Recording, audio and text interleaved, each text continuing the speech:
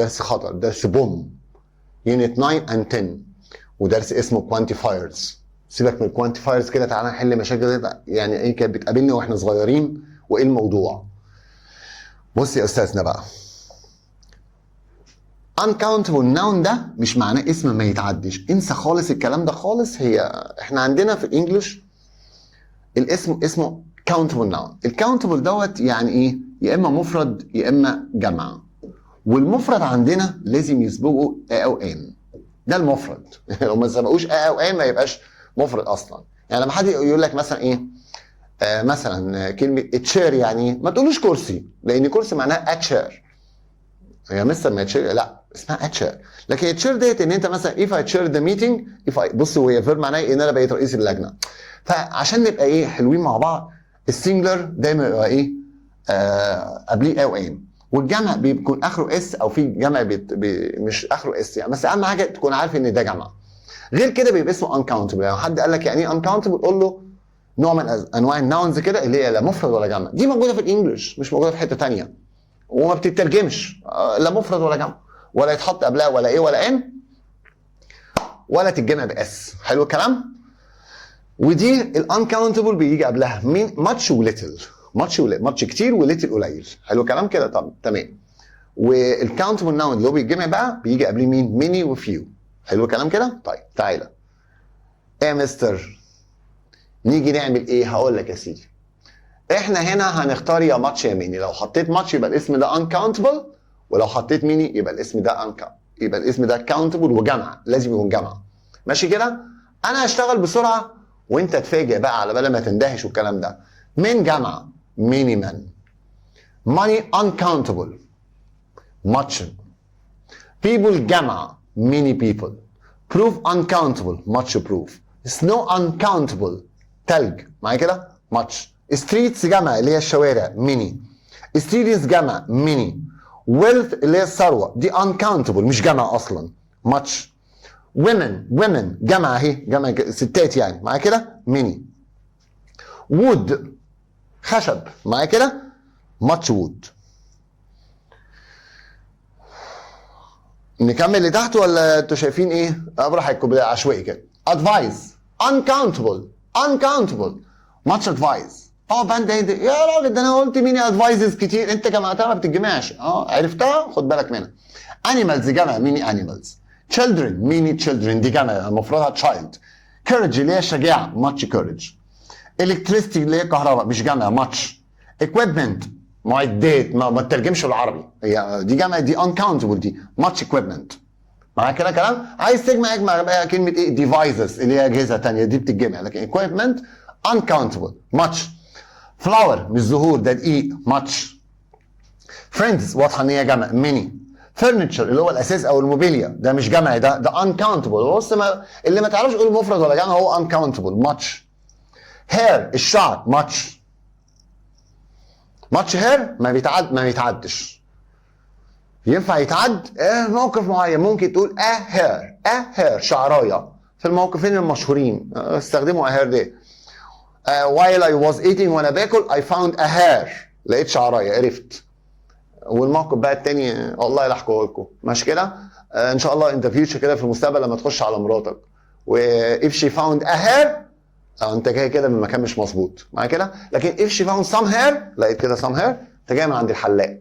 فعشان كده عملوا a hair للمواقف دي وانت وضميرك بقى. طب نكمل كده. health uncountable much health. help uncountable مفيش يا مستر انا شفت شي هيلبس يا ابني، ده الاس دي مش بتاعت الجامعه، الاس دي كانت بتاعت بريزنت يا ابني. هيلب ماتش هيلب. holidays جامع ميني holidays. homework much holiday. honesty الامانه much honesty. information اوعى uncountable كارثه. يا مستر ما انا بقول معلومات يا ابني ما تتكلمش عربي يا ابني، ما انا عارف معلومه ومعلومات في العربي. احنا عندنا مشكله هنا ان دي ما ينفعش حاجه اسمها informations، مفيش كده.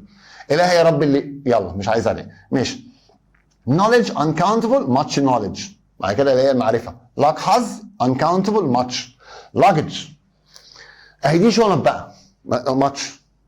هي دي جمع ولا حاجه؟ انا ما قلتش باجز. عارف لو باجز هقول ميني باجز، في فرق بين luggage وباجج امتع. ميديا قول لي بقى يا مستر انت نفسك تختار انا اختار ميني. ميديا جمع على فكره، جمع كلمه ميديوم اللي هي وسائل. خلاص معايا كده؟ طيب احنا هنبتدي من هنا من ساند صح؟ طيب نطلع كده ونقف عند ساند. ده انت هتتشوي. يلا بسرعه كده ناخد الصف ده بسرعه كده قبل ما نشوف اللي تحت ده. ساند uncountable ماتش جميل. children جامعه ميني جميل زي ما اتفقنا قبل كده مكرره تقريبا. كرايتيريا معايير، قبل ما تعمل اي حاجه على فكره او بتعمل حاجتك كده وتحط ايه على معايير معينه معايا كده كرايتيريا. كرايتيريا ديت جامعه على فكره ميني، والمفرد بتاعها اسمه كرايتيريان، بتشيل كده الاي وتحط او ان كرايتيريان معيار. خدت بالك من ميديا وكرايتيريا؟ خدت بالك عرفت خلاص. تعالى بقى هنا في كلمات اصلا كاونتبل uncountable. انت عارف ان تشينج معناها تغيير؟ لا مش كده. وهي uncountable كده وهي uncountable، ما انا لو اتحطيت لي نقط تشينج مش هقدر احط ميني تشينج فاختار ماتش، لان مش جامعه، لان الجامعه بتاعها تشينجز هحط ميني. بس في فرق في المعنى بقى. ماتش تشينج فلوس فكه، تشينج معناه فكه طبعا. وتعلم دايما لما تيجي تسيب الباقي لحد كده اللي ويتر او اي حد بيقدم خدمه قول له كده كيب ذا تشينج، ما تفتحناش، معناها خلي باقي علشانك. لكن التشينجز اللي معناها تغييرات. كلمه الات ليها كلمتين، ماشينز ودي كاونتبل ميني ماشينز اهي، لكن ماشينري موجوده لو انت مش عارفها هعرفها. ماتش ماشينري الات كتيره. الاثنين بيتلبسوا، دي كلوز مش كلوزز كلوز، ودي كلوثينج الملبس ده ماشي كده. واضح قوي ان كلوز جمع. طب مفردها ايه يا مستر؟ يا ابني لا، في كلمات عندنا في الانجليش دايما جمع ما لهاش مفرد، والكلام ده محسسني انت شغال معانا احنا في ليله الامتحان. كلوز دايما always plural دايما جمع ميني كلوز، لكن كلوزنج ماتش كلوزنج. experience واكسبيرينسز. experience your knowledge معرفتك بمجال الشغل، خبرتك في مجال العمل ماتش experience. experiences التجارب والمواقف اللي انت عشتها، يعني لو في اوثر كاتب بيألف قصته من الاكسبيرينسز اللي عاشها، التجارب والمواقف اللي عاشها مع الناس، فمين اكسبيرينسز. بيبر ورق ماتش بيبر uncountable، لكن بيبرز جرايد ميني بيبرز بحطها واضحه ان هي جامعه. لايت الضوء صح كده؟ ماتش لايت، لكن لايتس اللونات ديت اللي هي الاضواء ديت لايتس ميني لايتس. سينري وفيوز، هو طبعا الاثنين مناظر طبيعيه، بس السينري uncountable ماتش سينري. ركز قوي اكتبهم بقى عندك في كشكولك او ورق زي ما انت عندك كابي بوك بتاعتك. وفيوز جامعه فهتبقى ايه؟ ميني فيوز. هو الفيو دوت اللي انت بتبص عليه من مكان، من شباك، من تاكسي، من اي حاجه. حلوه العلقه دي؟ ذاكرها. العلقه رقم 2. عايز ايه يا مستر؟ انا عايز اعرف اللي جاي ده مفرد ولا جمع. السنجلر دايما لازم ياخد فعل سنجلر بعديه، يعني ياخد is وواز وهاز وداز وليفز. دايما الاس في الفيرب بتخليه سنجلر عكس الاسم. الاسم لما تجمعه تحط له اس، انما الفعل لما تخليه مفرد تحط له اس. فالمفرد دايما is ولا are is، was ولا were was، have ولا has do ولا does live ولا lives اللي فيه الاس. دايما الفعل لما تحط له اس خلي بالك الفعل. لكن لو انت عايز فعل جمع كده مش كده، ما تقولش is قول are، ما تقولش was قول were، ما تقولش has قول have، ما تقولش does قول do، ما تقولش lives قول live. هلعب معاك لعبه بقى. لو الجمله بدات بالحاجات ديت معايا كده، السبجكت ديت الناونز ديت اصلا انا عايز اعرف هتعامل معاهم مفرد ولا جمع. بسم الله الرحمن الرحيم. 1 يلا 10 مليون باوندز ده expression of money فلوس. another 3 days ده time. 5 kilometers دي distance مسافه. 5 liters of petrol دي quantity كميه. كل ده بيتعامل معامله مفرد. ايه؟ يلا يا حبيبي. ده 5 مليون باوندز او 10 مليون باوندز ده معامله مفرد. خلاص طيب.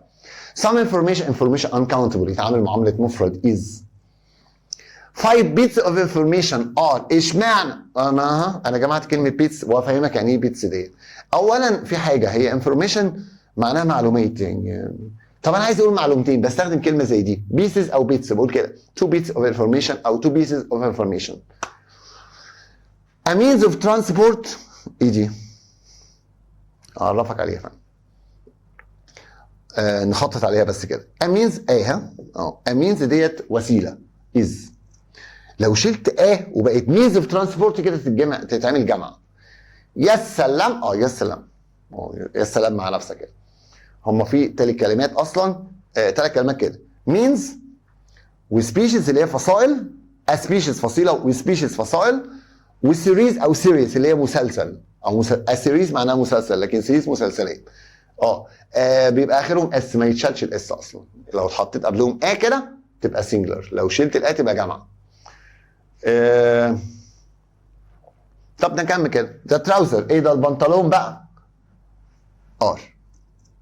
احنا قلنا مينز اوف ترانسبورت ار، لان هي مينز شلت جمع. ده تراوزرز ار. عشان ليه رجلين؟ لا. بص كده هفهمك دلوقتي ايه الناونز اللي الاس بتاعتها بتخليها بلورال. طب لو عايز اقول بنطلون واحد، قول ذا تراوزرز ار. طب عايز اقول بنطلونين، اقول تو تراوزرز؟ لا، استخدم a pair of. a pair of ديت مش معناها زوج من، ما بتترجمش هنا. a pair of trousers معناها بنطلون واحد، فترجم زوج بنطلون. لا كده. a pair of ديت بنستخدمها عشان نعد. عد بقى. a pair of trousers بنطلون واحد، two pairs of trousers بنطلونين، three pairs of trousers وهكذا. ف a pair of واضح قوي ان هو singular فاقول is، لكن لو جمعته كده two pairs هتبقى are. ركز كده وشغل دماغك معايا. طيب احنا هنا. طيب people جمع كلمة person، people جمع طبعا are. The police are. قلبي صدمة صدمة. The police are عامل الجمع. The public are اللي هو الجمهور are.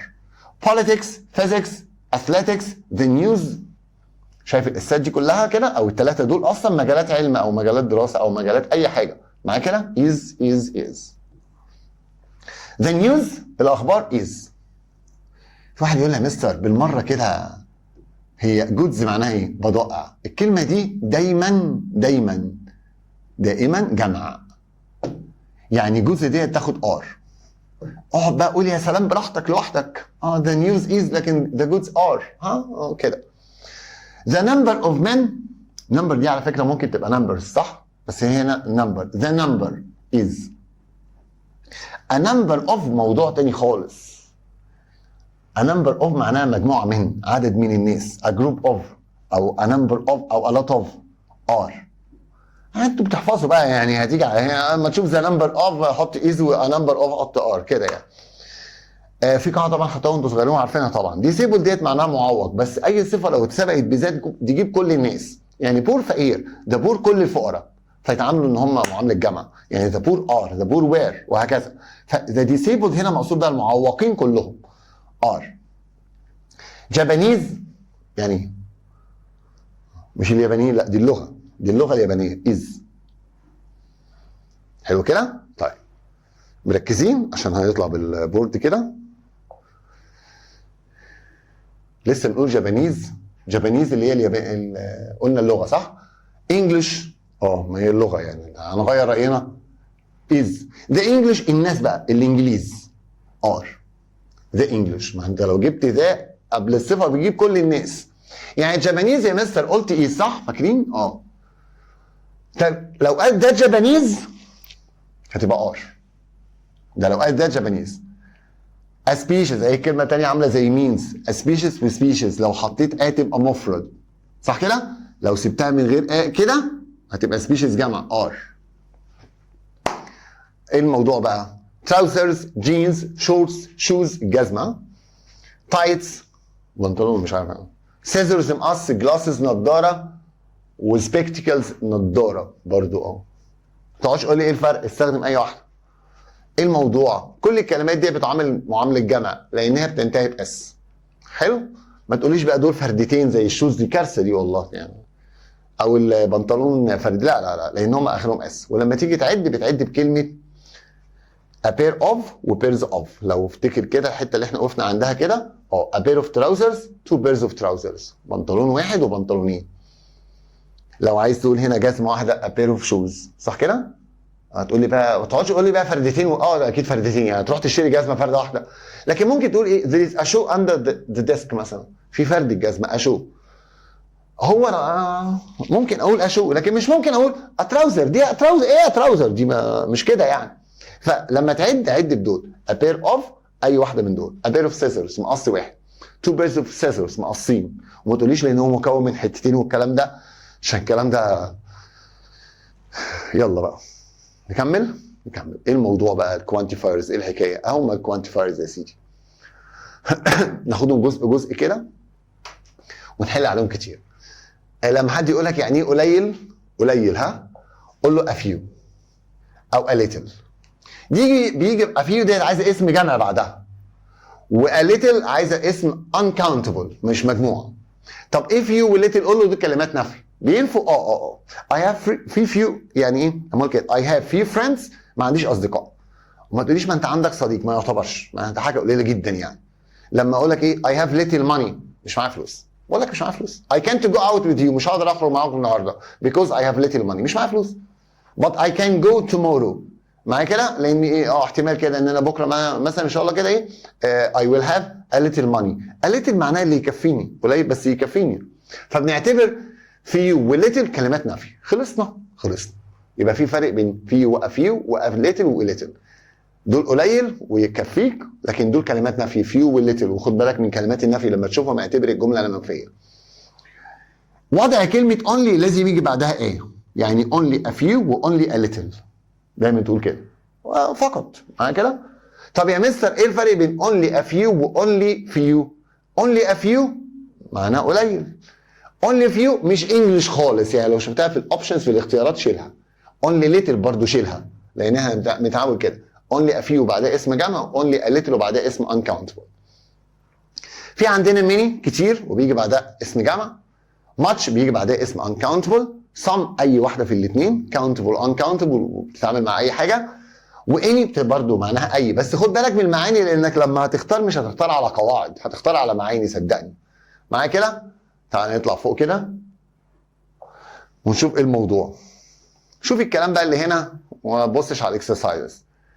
some بتيجي عامه في الجمله الاثبات I have some money، معايا فلوس. بينما تاتي اني في النفي والسؤال have you got any money؟ ده سؤال صح؟ او I don't have any money. any نفي ولا اثبات؟ سؤال ليك، فكر كده، وقف الفيديو فكر. عرفت الاجابه تقول لي نفي. لا any اثبات. I can answer any question. anyone can come، اي حد ممكن يخش. any ممكن تيجي مع النفي لكن هي مش نفي. ايه الموضوع؟ نكمل. ولكن يمكن ان تعطي some في السؤال اذا كان السؤال بيعبر عن اوفر عرض او ريكويست طلب. اوفر عرض او ريكويست طلب. طبعا مثلا لما تيجي تقول كده تعرض على حد كده would you like some money؟ طبعا بالمعنى some money.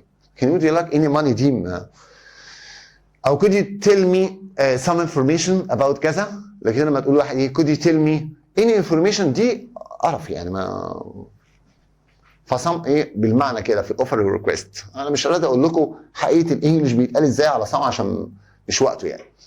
نفي صم تحويلها النو. I have some money نفيها I have no money، دي النفي بقى مش any، دي النفي. او نفي فعل وتحويلها لاني. بدل ما اقول I have some money النفي بتاعها I have no money، ممكن اقول I don't have any money. I don't have any money. any هنا جاي مع النفي. ولكن لاحظ لو في of بعد some وانت بتنفي ما تقولش no of، قول none of. وده الكلام اللي هنبتديه كمان شويه. ما تقولش no of، اسمها none of، ما دي نفي. طيب تمام. plenty of plenty لا، اسمها penalty الثانيه penalty العقوبه او ضربه الجزاء. بطلها بقى، اسمها penalty. لكن plenty of معناها كتير. a lot of او lots of الاثنين صح. ما تعرفش تقول دي الجمع a lot of و lots of معناها كتير، وبيجي بعدها اي اسم counter uncountable مش مهم. ويلا بقى وريني بقى سرعتكم في المعنى. مش هيلحقك الا المعنى هنا، خد بالك. اول مجموعه من 1 ل 4 كده بسرعه. يلا. she went out without any money. وقف الفيديو براحتك وانا هقول لك she refused to eat anything. hardly على فكره برضو الدروس متصله ببعض، معلش معايا كده. hardly دي كلمه نفي، يعني ما ينفعش يجي بعدها no، ما ينفعش تيجي بعدها كلمه any او ever.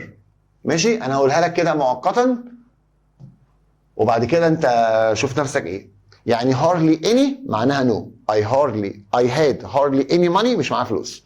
I hardly ever visit them ما بزورهمش. hardly ever عامله زي never.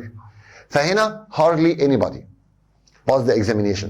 Have you got not luggage? No I haven't. ده question ده. معاك اي شنط؟ any. بص على المجموعه الجايه من اول 5 عشان كتير خلي بالك 5 وركز لغايه 9 عشان احل بسرعه. What's wrong? Have you got something انت في حاجه في عينيك، حاجه مش anything اي حاجه، لا. would you like not to eat anything؟ بص دي بقى مش انجلش خالص، يعني ازاي تعملوا كده؟ يعني ايه القرف ده؟ سوري، مش كده؟ would you like something to eat؟ حاجه تاكلها. بص كده. can I have not please؟ انت بتطلب صح كده؟ can I have some sugar؟ if anyone has، لو اي حد عنده any questions اي اسئله I'll be pleased to answer them. you can catch not pass. طب نكمل كده وندخل 9 معانا. بص ب9 كده، من اول 9 كده. you can catch not pass they all go to the center، كله بينزل على وسط البلد. you can catch any bus اي واحد. بص كده يلا ها. there is not at the door. في مين على الباب؟ هيكون مين غير somebody. can you go and see who it is؟ هتختار nobody يعني؟ لا، ما في حد على الباب somebody. I wasn't feeling hungry، ما كنتش حاسس ان انا تعبان. so I didn't eat، ما اكلتش anything. كانتش حاجه. بص كده اني مش نفي، جايه مع النفي، لازم يكون في نفي. she didn't tell anybody. she didn't tell anybody about her plans، ما قالش لحد على خططها. I can't talk to you now، مش هقدر اتكلم معاك دلوقتي. I have got not time، انا كده مشغول، يبقى I have got ايه؟ any time ولا no time؟ لا، ما عنديش وقت، no time. نكمل. هنبدا من اول 14. الحل كتير ما كده، احنا قلنا مش هنكروت ان شاء الله. all the tickets have been sold، كل التذاكر اتباعت. there are not left، none. مش no عايزه noun، واني عايزه noun، وسام عايزه، وسام اصلا مش هينفع عشان المعنى. none left. احنا نسينا واحده ولا قلناها؟ I have got no time، ده خلصناها. the party was a disaster، كانت كارثه يعني وحشه جدا. not enjoyed themselves، مفيش حد استمتع خالص فيها. مفيش حد اني واحده nobody. برافو، انا عارف ان في حاجات بتقع منكم بس حلو كويس، بس اهم حاجه اتعلم من خطأك. نمبر 16 وهنمشي لغايه نمبر 20. يلا يا حبايبي. I couldn't make an omelette، ما عرفش اعمل اومليت because there were not eggs. no eggs. none مش هيجي بعدها noun. no eggs. none بس، عشان كمان شويه كده هرد عليك انت، هعلمك none دي يعني ايه. I couldn't make any omelette because there weren't، في نفي هنا، مش no بقى معايا كده. any eggs. how many eggs have you got؟ رد بقى، عندك كم بيضه؟ سوري كده مفيش بقى. I'll go and buy some from the shop، انا اروح اجيب بيض. معايا كده. مفيش بيض خالص في البيت. مش عارف ايه الريفرنس اللي انا نقلت منه اللي كله بيض ده. ماشي. we took a few photographs، خدنا كام صوره كده. بط، خلي بالك من بط بقى، ولكن انا عايز نفي كده. not of them were very good، عايز اقول مفيش ولا واحده فيهم حلوه. وفي of، هقول no of، لا none of. what a stupid thing to do، ايه الغباء ده؟ غباء. not intelligent person، في noun يعني مش هقبل none. انا عايز اقول مفيش حد ذكي خالص would do such a thing. some intelligent ولا any intelligent ولا no intelligent؟ مفيش حد خالص no intelligent person. هو لسه كتير في الحل يا مستر؟ طبعا. انا عايز اضربك كده عشان وانت قاعد في الامتحان كانك بتحل كتير او بتقرا انجلش كتير. I try and answer any question. There is no need to hurry، مفيش داعي ان انت تسرع. We have got، هيا بقى اهو plenty of time. little يا راجل، little يا الثانيه little، ما مش هحطها لك. plenty of time، وقت كتير. we must be quick، لازم نبقى اسرع شويه. there is not time، ما عندناش وقت كده صح؟ not enough time. little ولا little؟ طبعا مش ممكن نحط فيهم مع time uncountable. he isn't popular، مش محبوب يعني. he has not friends. بص كده قول لي.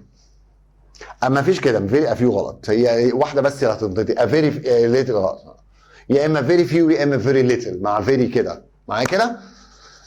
very few friends، اصدقاء قليله. اصدقاء قليل، عددهم قليل. مستر مش ممكن نختار very little؟ ممكن تختار little. هنا مش بقى معناها، ده يبقى معناها ليها معنى تاني small، صغير كده، اصدقاء قد كده. لا very little، اصدقاء قليلين يعني. let's go and have a drink، يلا نروح نشرب مشروب، شكلهم عندهم وقت. we have got not time، عندنا وقت يكفي كمان، يعني تايم هتاخد ليتل او ليتل فهتبقى ليتل لان الوقت هنا يكفي. خلاص هدير لك البورد كده وحضر نفسك. هنبدا من اول 26. احنا لغايه 49 على الحته دي. طب يلا 26 لوحدها كده نحلها بسرعه كده. يلا. Do you speak English؟ رد. a little. واحد يقول لي ليه مش little؟ ويعتبر هنا ما يعني في واحد ما يعني انت ما فهمتوش يلا. يعني لو قلت little دي يبقى انت ما فهمتوش. رد a little شويه. اللي يخليني اعرف اعمل communication يعني.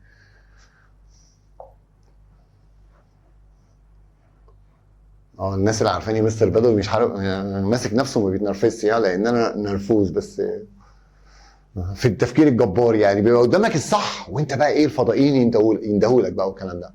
طيب he spoke not English little او a little صح كده؟ so it was difficult كان صعب ان احنا communicate نتعامل مع بعض ما عرفناش نتعامل يبقى little. he spoke not English so we were able to communicate قدرنا نتعامل يبقى little. we must be quick لازم نسرع شويه. we have got only little مش English عشان only few مش English اتفقنا قبل كده وقلنا عليها only a little او only a few مع time طبعا little. the village was very time ديت معناها وقت تتجمع 10 times بس معناها مرات 3 times 3 مرات وهكذا. the village was very small كانت صغيره. there were not houses جمع صح؟ عايز only a little ولا only a few؟ ما احنا ال A و C هنشيلهم هتبقى only a few. Anne is very busy مشغولة these days. She has not free time. عندها وقت فراغ؟ لا ما عندهاش وقت فراغ ده أنا بقول أصلا إن هي مشغولة هتبقى little. نبدأ من 32. Did you take not photographs when you were on holiday؟ خدت صور كتيرة؟ أوكي عندنا مين؟ صح. many. I am not very busy today. أنا مش مشغول فاضي.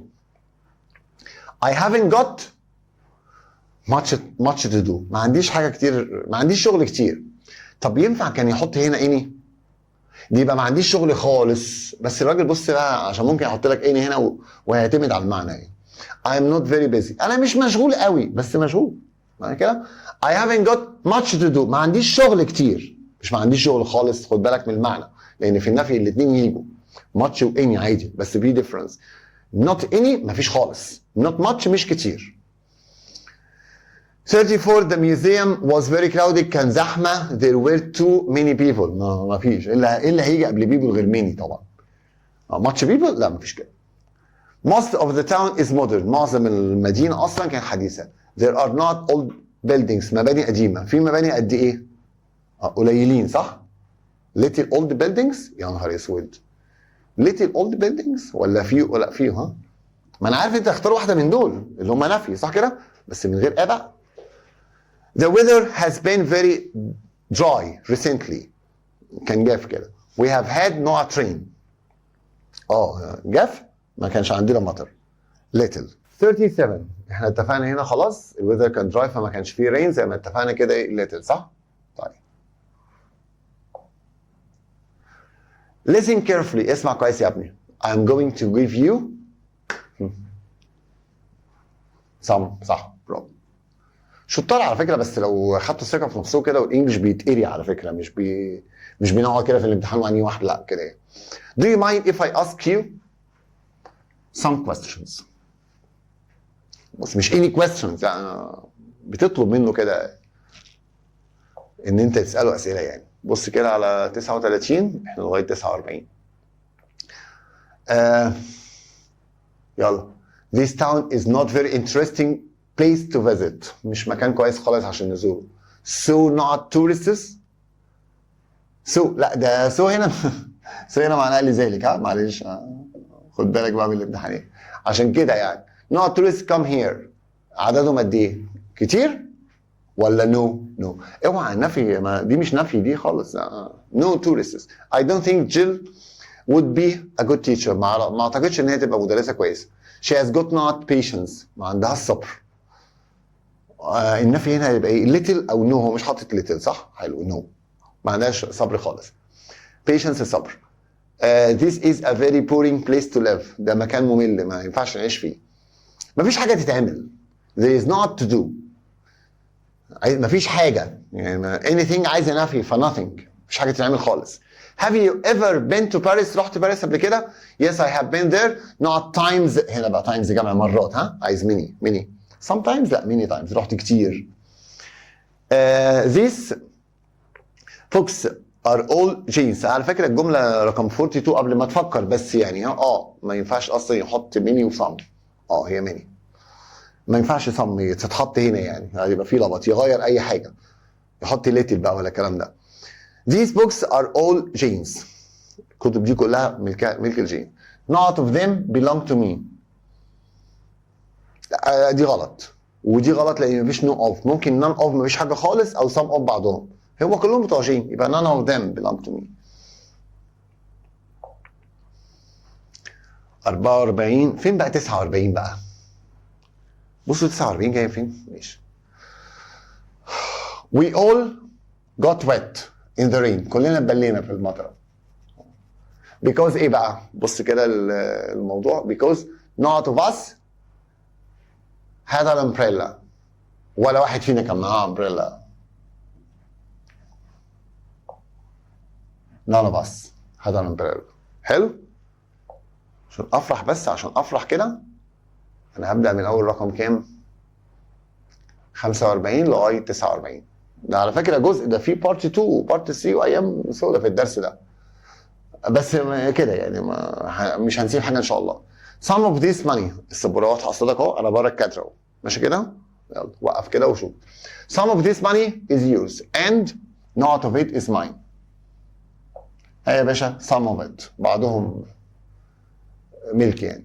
I ask some people for directions. سألتهم على الاتجاهات سألتهم على العنوان but ولكن عايز نفي. Not were able to help me. None of. بس دي لا غلط. None of them. of بيجي بعدها pronoun دايما pronoun ها. Some of them بعدهم ما كنتش قلت but لا غلط ازاي؟ Some of them برضه غلط ها. None of them.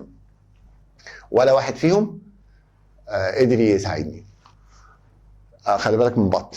She made up the whole story. Made up the whole story احفظها كده في دماغك كده عشان دي ممكن تيجي لك في الامتحان كفريزال فيرب يعني معايا؟ انتوا عارفين في 5 اليونت المقدس في فريزال فيرب وحاجه كده حلوه يعني. Made up the whole story الفت القصه كلها. وانت الحاجه وهتحفظها برضه لان الحاجه اللي انتوا بتعملوها دايما يعني. From beginning to end من البدايه للنهايه. Not of it was true. Was true. في حاجه في القصه كانت صح ولا هي الفتها كلها؟ يبقى none. صح كده؟ None of it ولا واحدة فيهم was true. Not all the tourists. مش كل السياح in the group were Spanish. مش كلهم. Not of them were French. أكيد بعضهم. خد بالك من المعنى. I watched most of the film. اتفرجت على معظم الفيلم. But not مش كله صح؟ But not all. بص بقى الموضوع ده. أنا عندي all وبوث ونايذر وايذر. تعالوا بس نشوف الموضوع كده والموضوع ده سهل.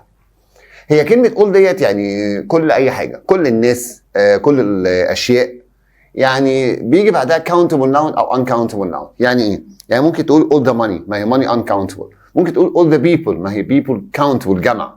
مش هتفرق. يعني بص كده مثلا بقول لك كده هي معناها كل الناس او الاشياء وساعات بيبقى معاها طوال اليوم او طوال الشهر لما تقول ايه all day او all month او all year او هكذا. هو بيجي بعد all فعل جمع لما يكون معاه اسم countable. مش فاهم اسم جمع يعني اسم جمع. حلو الكلام؟ اسم countable هنا مقصود بيه ان هو ايه اسم جمع. وفعل مفرد لو بعدها اسم uncountable. لو بعدها اسم ايه uncountable يعني all the money is. بص كده الاكزامبل ده all Mona's money is عشان money مش عشان all دي مالهاش دعوه. so all her friends friends هيخلينا نقول ايه are helping her. فاقول معناها كل. both معناها الاثنين. معناها ايه الاثنين يعني both students يبقى انا بتكلم على 2 طلبه كده بس اهو تعبر عن شخصين او شيئين وبيجي بعدها countable يعني اسم جمع both students both things وهكذا. طبعا ليها بير ليها كده تحس كده ان في بيرس. دايما بقول ايه both احمد and هاني معايا كده both نورة and منى مثلا وهكذا. وطبعا اكيد الفعل يبقى جمع. طبعا احنا خدنا بالنا من الفعل جمع اصلا لسه كنا بنتكلم عليهم مش ايزي يبقى ار، يعني بوث احمد اند هاني ار. نايذر ولا واحد من الاثنين، مش ولا واحد من الكل، لا ولا واحد من الاثنين. طب ولا واحد من الكل يا مستر هناخدها كمان شويه اسمها none وهعوزها دلوقتي. طب ايذر اي واحد من الاثنين، اي واحد من ايه؟ من الاثنين. وخدوا بالكم بقى من البيرز دي كده ايه الثنائيات ديت. بص معايا كده، يعني ايه بقول ايه both and، بقول ايه neither nor، لا ده ولا ده. either or، يا اما ده يا اما ده. يعني neither احمد نور هاني، لا احمد ولا هاني. neither منى نور نوره، لا منى ولا نوره. خلاص معايا كده متابعين؟ لا نرجع بس كده، عايز اراجع. يبقى all الكل، وبوث الاثنين. طب neither ولا واحد من الاثنين. طب either اي واحد من الاثنين. طب ولا واحد من الكل اللي انت هتشوفها قدام ديت يا مستر اسمها ايه بالمره كده؟ اسمها none. طب تي اور كافيه، هتشرب شاي ولا قهوه؟ بوث، انا اخد الاثنين بوث. او ممكن اقول لك كده either اي واحد، مش فارقه على فكره، انا عايز اي حاجه تفوقني. ممكن هقول لك ايه neither ما بشربش انا المنبهات ديت. طيب تي كافيه اور مثلا ان اورنج اورنج جوس مثلا، تشرب عصير برتقال ولا شاي ولا قهوه كده. او واحد يقول لك ايه either اي واحد، انا عايز اشرب اي حاجه. واحد يقول لك ايه اني، مش هيقول لك ايذر بقى لان انت مديله ثلاثه، هيقول اني ولا ايذر؟ لا اني. اني دي بقى معناها ايه؟ هناخدها كمان شويه برضو، معناها ايه؟ ولا واحده من الكل. او ممكن واحد يقول لك ايه ولا واحده من، مش عايز حاجه من الثلاثه دول فيقول لك ايه none. معايا كده؟ يبقى لو قال لك تي اور كافيه قول له نايذر ولا واحده من الاثنين. حلو. لكن لو مدي لك ثلاث حاجات ومش عايز حاجه خالص قول له none. طيب لو مدي لك حاجتين وعايزهم هم الاثنين قول له بوث، انا عايز الاثنين دول. طب انا عايز كل الحاجات ديت اللي هم مثلا ايه ثلاث حاجات اربع حاجات قول له اول، وهكذا. طيب مدي لك حاجتين وانت عايز اي حاجه منهم قول له ايذر اي واحده منهم. طب مدي لك ثلاث حاجات واي واحده منه اسمها ايه؟ اني. اسمها ايه؟ اني. تعال نكمل كده ونشوف الموجود. و every and each. بصوا بقى، يعني هم اول حاجه بين every و each ان الاثنين بيساووا بعض. ايه يا مستر ده الدنيا كلها؟ انا عارف ان الدنيا كلها قايمه وبتقوم على الديفرنس، عشان كده الديفرنس بينهم. عشان كده في الامتحان لازم دايما اللي هيحط الامتحان ياخد باله قوي. هما الاثنين هيجي بعدهم singular noun اسم مفرد. معايا كده؟ every student او each student، والاثنين هياخدوا singular verb. every student is، each student is. طب ايه بقى؟ ايه؟ هي بالنسبه لافري، تعال نبص كده. هي افري على فكره لو انت بتكتب لازم يجي بعدها ناون، ما ينفعش تقول افري اي حاجه او اي سو افري، لا لا لا لا، لازم ايه افري ستودنت افري بوك وحاجات، لازم يجي بعديها ناون. هي كل الناس او كل الاشياء بدون استثناء افري ستودنت، يعني الكلام متطبق على كل الطلبه. بتعبر عن اكتر من اثنين. لما اقول افري ستودنت ما يقدرش اقول ان هم اثنين، لا دول اكتر. ما يجيش بعدها اوف، مش حاجه اسمها افري اوف ذا ستودنتس، لا افري ستودنت على طول. لما بتيجي تتقارن مع each اللي هي معناها كل، يعني ممكن تقول كده almost every، nearly every، not every. ماشي معايا كده؟ يعني ايه يا مستر بس ثانيه واحده، يعني الكلمات دي هتيجي مع every بس؟ لا، ممكن تيجي مع اي حاجه بس ما تجيش مع each. خلاص احنا هنا بقارن بين every و each بس. يعني لو عندك اسم singular student فهتستبعد اي حاجه خالص وهتركز على مين؟ يا اما every يا اما each. قام حاطط لك كلمه almost قبل الاختيار يبقى almost every، nearly every، not every، وهكذا. طب each بقى يا مستر ايه حكايتها ديت؟ each دي بقى تتنقل في الجمله زي ما هي عايزه وزي الفل. معناها كل شخص او كل شيء على حده. يعني لو هنوزع ميداليات كده هنوزعها تو each student على كل طالب، كل طالب هيجي لنا لوحده كده. غير every لا غير every خالص. ما انا هقول لك بس شويه حاجه كده عشان ايه تنتبه. ممكن تستخدم كادفيرب، وكلمه ادفيرب دي كلمه بتتنقل بقى، تيجي في اول فين؟ في اول الجمله او بعد الفعل او قبل الفعل يعني، او في اخر الكلام. فايش بتقعد تتنقل. غير افري لازم يجي بعديها ناون. يعني لو الجمله انتهت بكلمه منه هتنتهي بايتش زي ما هنشوف دلوقتي. في معلومه ثانيه يمكن تعبر عن اثنين او اكتر. each students معناها كلا الطالبين او كل الطلبه، يعني مش لازم. لكن every يعني مثلا اهو قال لك نقط ستودنت ولقيته بيتكلم على اثنين طلبه، هتختار each اللي هم اثنين. سؤال بقى، يعني مثلا واحد بيقول لك ايه I enjoyed، انا استمتعت بكل دقيقه في الفيلم. every minute of the film ولا each minute of the film؟ every minute of the film. every minute of the film، وبتتكلم كلام عام. وما ينفعش اصلا تقول each minute of the film، لان دي يعني مش ماده علميه. مفيش حد بيعمل كده، مفيش حد يقول لك each minute of the film ابدا.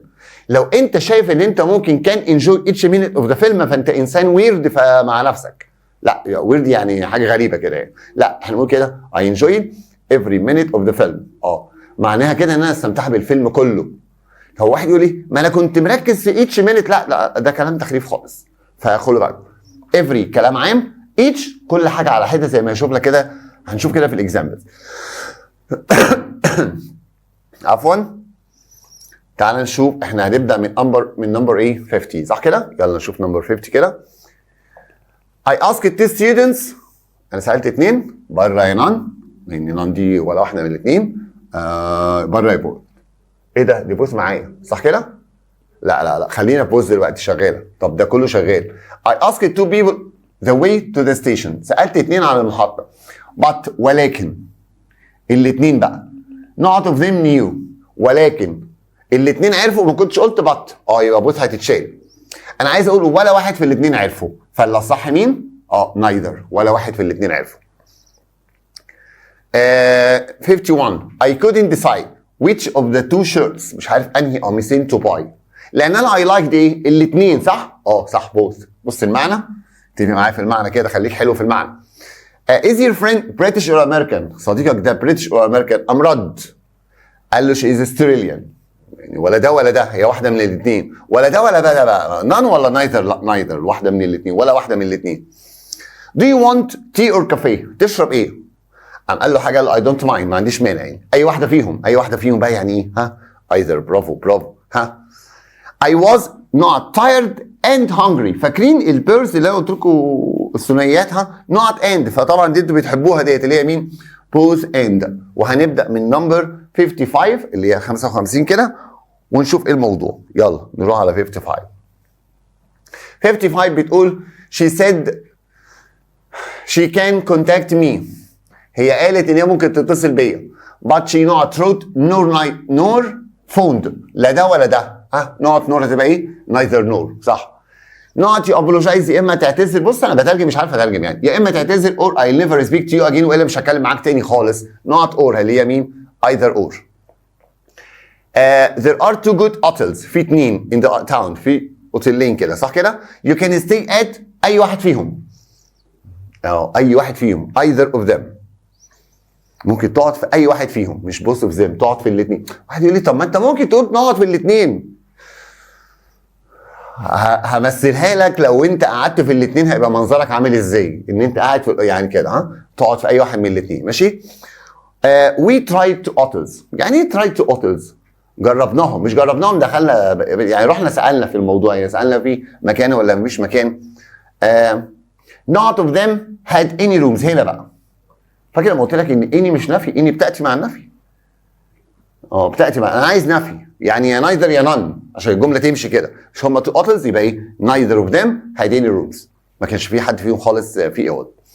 we tried to hotels. جربنا برضو، رحنا شفنا تو اوتلز فندقين. not of them were full، كانوا مليانين.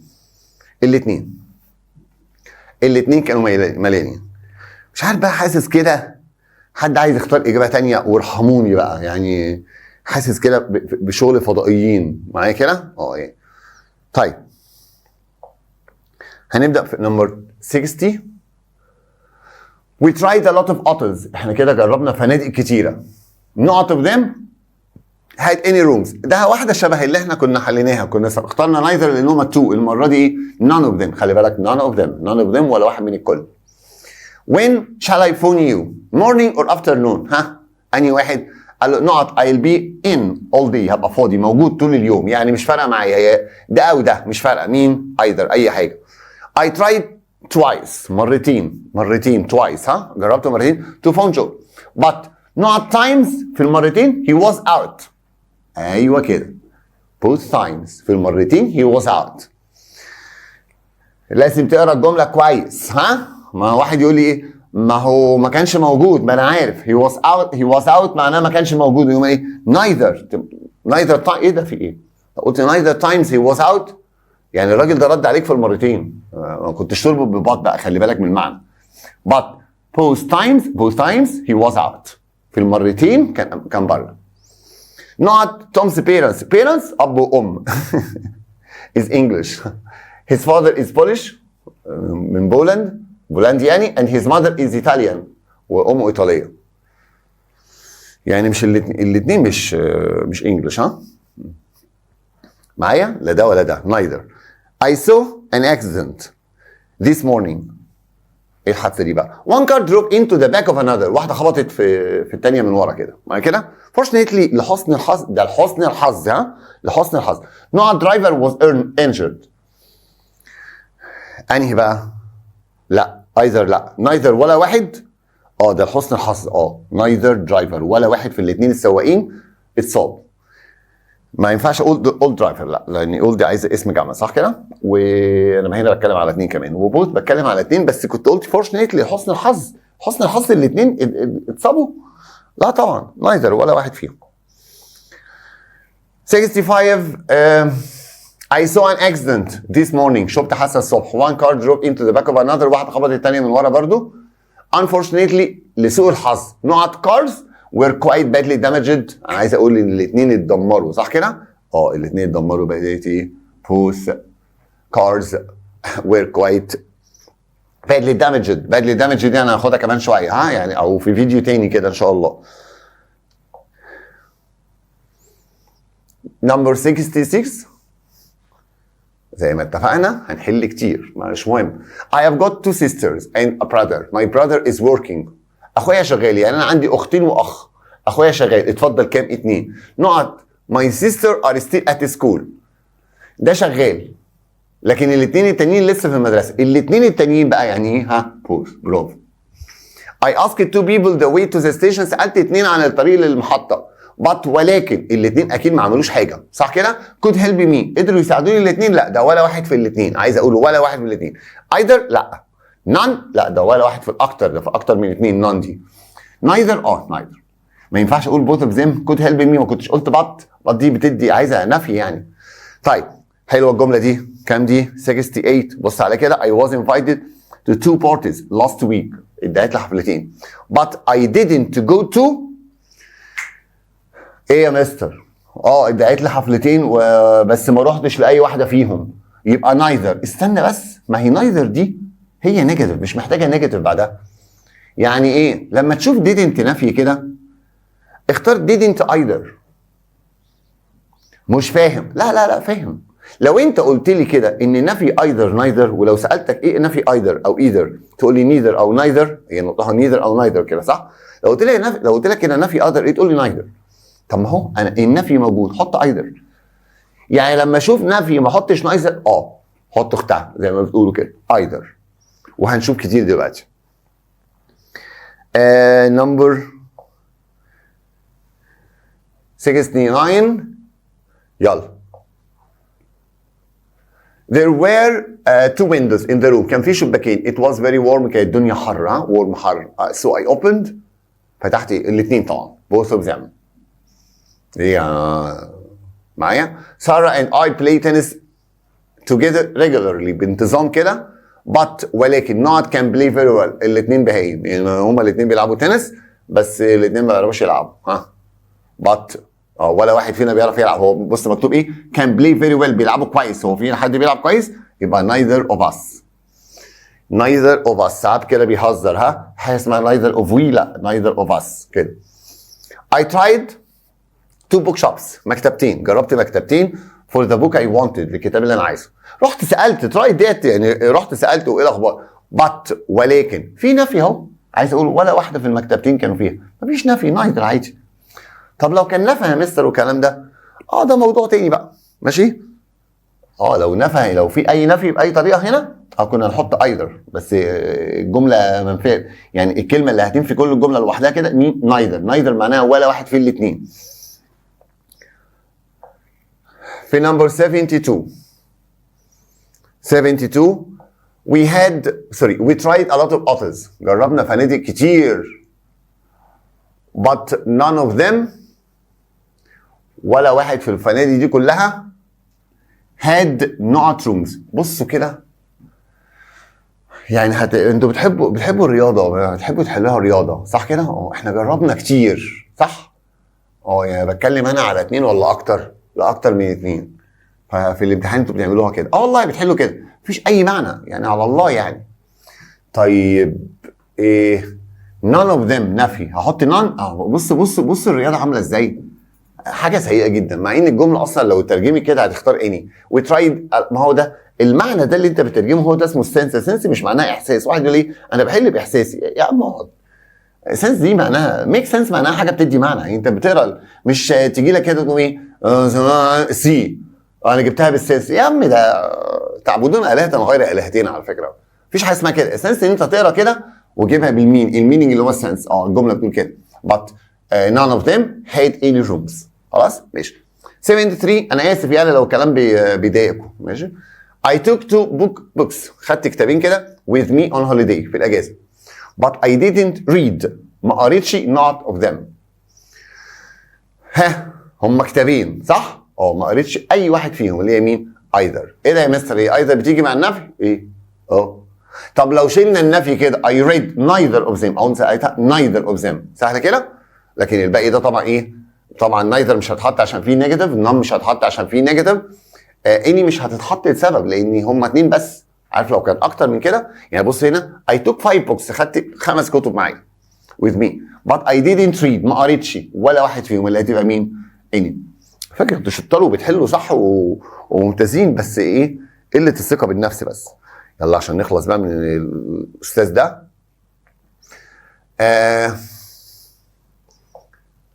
75 there are a few shops في محلات قليله at the end of the street but not of them sell newspaper. مفيش ولا واحد في المحلات دي كلها معايا كده بيبيع جرايد. تبقى ايه؟ none. You can phone me at not time during the evening. I am always at home. انا قاعد في البيت. ايه either time؟ هو انت كلمتني على وقتين؟ لا، يبقى any time اي وقت عامه كده ماشي. انا مش هختار either طبعا، لو either دي اصلا انت مخيرني من 2 يعني. بص هنا I can meet you ممكن اقابلك معايا كده on the 6th or 7th يوم 6 او 7. would not of them انهي واحد بقى فيهم كده في اليومين دول be convenient for you هيكون مناسب ليك. any لا ده هم 2. none neither لا دول 2 نفي either. would either of them of those days اي واحد من ال2 دول هيبقى مناسب ليك. 78 June and I couldn't get into the house ما عرفناش نخش البيت because not of us had اكيد احنا كام واحد؟ 2. محدش فينا احنا الاثنين معاه مفتاح. طب في نفي؟ لا الجمله ما فيهاش نفي، احنا عايزين كلمه تنفي اللي هي مين؟ neither زي ما اتفقنا. 79 هنبتدي في 79 كده. يلا. There were a few letters this morning but خطابات كتيره not of them were for me. عايز اقول ولا واحد في الكل اللي هو مين؟ none. برافو كده none. عارف لو 2 letters كده يبقى neither ماشي. There were 4 books في 4 كتب on the table not book was a different color. دخلنا بقى في each and every. عايز اقول كل كتاب ليه لون مختلف. بص كده ليه كل كتاب لوحده كده صح؟ انا بتكلم كلام عام ولا على كل كتاب لوحده؟ هي دي بقى each book was a different color. كل كتاب لوحده كده كان له لون مختلف.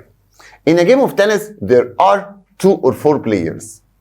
ده في لعبة التنس يا اما 2 بيلعبوا بعض او 2 قصاد 2. not player has a racket. كل لاعب لوحده has a racket each. ركز بالاكزامبلز. نيكولا plays volleyball بتلعب فولي بول كرة طايرة not Thursday evening. every لغاية لما وصلت Thursday evening هختار every. ليه؟ كل يوم خميس. بس بص كلمة long دي تخلينا اختار all. مش احنا قلنا من شوية كده all دي معناها طوال اليوم all evening طوال المساء وهكذا. انا هنا هختار all. عارف لو مفيش long كان ينفع الاثنين. اي ده كان all برضه تنفع. تنفع. كان ممكن اقول كده all Thursday evening طول الويك اند يعني يوم الخميس او كنت ممكن اقول ايه every Thursday every كان اجابتين صح معايا كده، بس وجود كلمه long لازم انا اقول دايما كلمه ايه all day long all year long طوال. خدوا بالكم منها. The book is divided into 5 parts متقسم ل5 اجزاء كده and none of these has 3 sections. يعني كل بارت لوحده has 3 section فيه 3 اقسام كده. ده كل واحد لوحده برضو مين each. لغايه دلوقتي ما شفناش every. طيب مش ان شاء الله ما جت every اصلا. تعال نشوف من اول 84 انت قاعد في الامتحان كده وكده كده. The price of one of those oranges. ثمن البرتقانه الواحده is 25 pence. 25 بنس. البنس ده عمله. Those orange البرتقال ده، بص انت في الامتحان بتفكر ايه؟ Those orange are 25. تقوم مختار all. يا راجل ده ثمن الواحده 5. بيعمل لك عمليه حسابيه. ده ثمن الواحده 25 بنس. يبقى كلهم ب 25 بنس ولا كل واحده فيهم على حده؟ كل واحده فيهم على حده. كل واحده لوحدها كده 25. 25. I had 10 pounds and so did Sonia. بص بقى الاحتمالات كلها. انا مع 10 جنيه وسونيا مع 10 جنيه. احنا الاثنين معانا 20 جنيه. ده هيحصل في الامتحان ده الله اعلم بقى من امتحاناتكم دي. سونيا اند اي انا وسونيا هاد. كتب ايه بقى؟ 20 ولا 10؟ كتب 10. مش انا معايا 10 وهي 10؟ صعب. يعني كل واحد فينا لوحده مع 10 جنيه فاختار مين ايتش. يعني يا مستر عايز تقول لو كتب 20 باوندز كده يبقى كنت هختار بوث واحنا الاثنين معانا 20 جنيه.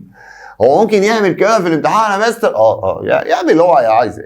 افرض يتحط لا افرض عايز انا قول لا ما ينفعش. انا بتكلم على 2 بس. تاني اهو كل واحد فينا ماسك 10 جنيه. احنا الاثنين معانا 20. لما جه سالني قال لي كده مين اللي معاه 10؟ قلت له each of us. كل واحده كده. سونيا اند اي each. كل واحده فينا. كل واحده فينا انا وسونيا. يلا في 86 في 86 سيادتك one of those postcards costs 40 pence. ده الواحد من البوست كاردز دول اصلا من الكروت ديت بيكلف قد ايه؟ 40. يبقى دول بيكلفوا كام؟ لا بيقول لك دول بيكلفوا 40. كل واحد مش كاتب لك 40.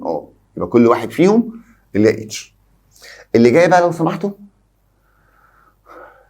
بالسنس ورونا السنس بتاعكم بالمعنى بقى. خلي بالك من الموضوع. فرق بين everyone و everyone واضحه قوي. ان everyone ديت اللي هي كل شخص كل الناس اللي هي one word وانت عارفها اصلا مع كلام. لكن everyone هنا one هنا ده pronoun ضمير كده عامل زي it بس ما ينفعش اقول every it عشان كده قلت one.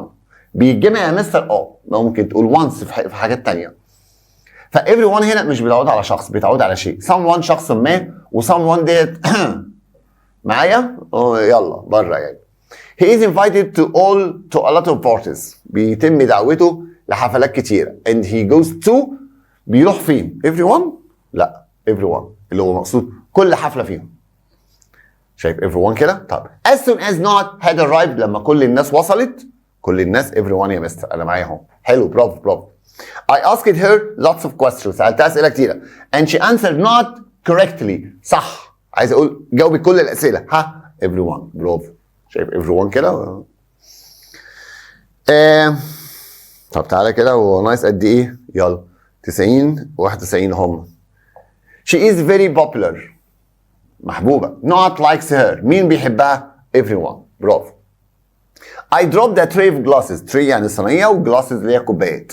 أنا عارف إن الجلاس معناها نضارة بس تبقى ترجمها هنا صينية نضارات A tray of glasses unfortunately لسوء الحظ not broke. عايز اقول كل الكوبايات اتكسرت. everyone تبقى معناها وحش كده. هتبقى قصدي ليها معنى واحد كل اشخاص بس لكن مين؟ everyone.